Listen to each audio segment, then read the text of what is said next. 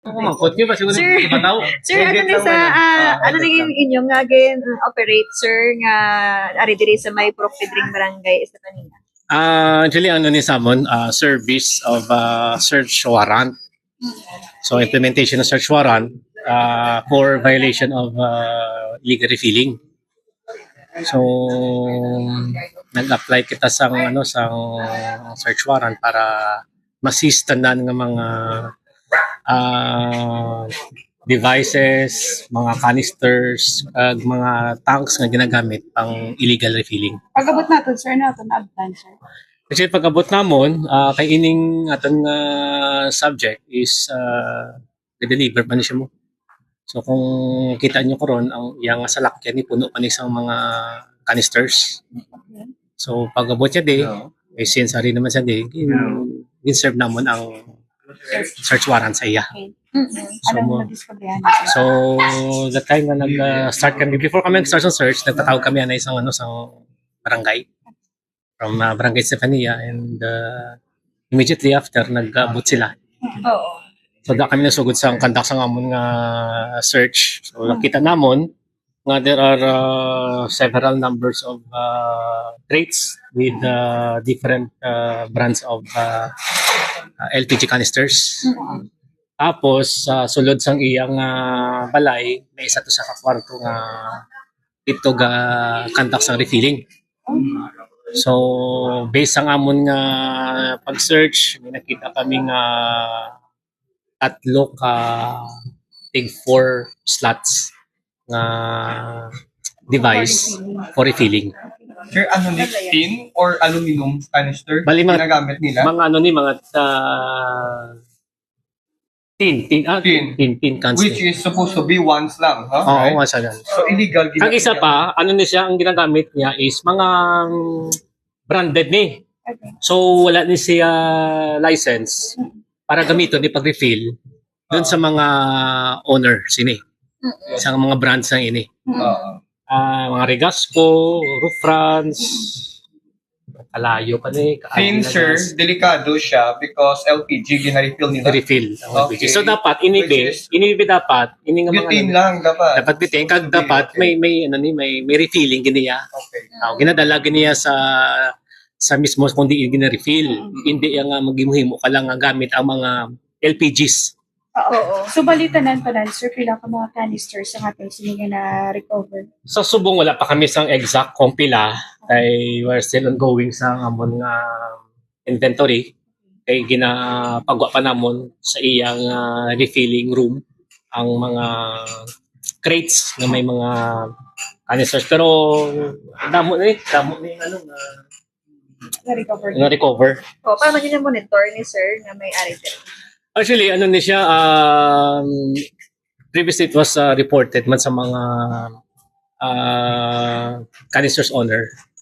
So, nagkanta kami sa amon nga surveillance. Then, later on, nano namon nga tuod when nag-refill siya, based din sa mga pagkabalay niya. Oo, pwede yung subong, sir. Ready sa subong, so on hold sanay, or ano lang kay samtang natapos ang ano. Siya lang isa. Siya lang isa. Ang Possible case, sir. So the possible case here is violation ng section 40 ng 11592 illegal refilling act. Oo. Available. So bailable ini. Available siya. Pero depende ni sa kay ang ini nga mga companies. So I think they will also file separate for civil in aspect yata. So, wait akbalok. Pero sa amon be, kami ani ma-file for the criminal aspect. Then, bahala na ang mismo yung mga owners na ginagamit ang ilang without their permission. So, muna nga sila man ma-file. Oo. Okay. Pag, ano nyo sa iya kagina, pag dakop ninyo, may ara sang resistance. Wala naman. Wala naman siya kay... Actually, kabalo naman siya. Aware man siya nga, Wala man siya may na-possess nga armas. Well, amo pa na ang next naman no, kay may isa pa kami ka search warrant ng illegal possession of firearms, ammunitions, and explosives. Anong background niyo ni sir? Ini, si suspect na ini is previously bit, mga taga nun sila, mga taga Barangay 19. So they are just relocated there during the time sa pandemic. So tinan sila din mga ari di subong sa Barangay Pedring is from Barangay 19.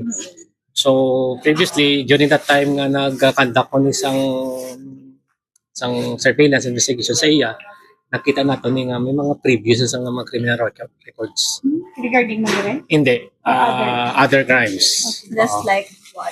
May crimes sa mga 7610, 9262, may homicide, may grave threat. So, hindi nga tao, medyo ano siya, decorated sa mga muna nga mga ano. Illegal drugs. Wala masasamon sa records namon based on that, pero sa drugs pala kami ano. Ilang edad na, sir? Sa Subo, I think mga 16, 61 ang edad niya. Wala mo siya Senior sir. citizen. Wala mo siya sir na sila nga may permit today or ano. Amo nang una-una yung ano nga may DTI share no. So well, wala na sa permit.